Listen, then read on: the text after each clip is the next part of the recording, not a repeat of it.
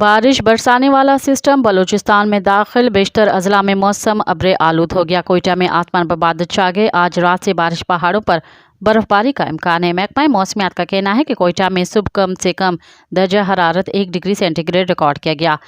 آج سے کوئٹہ سمیت بلوچستان کے 20 سے زائد اضلاع میں بارش، پہاڑی علاقوں میں برف باری کا امکان ہے۔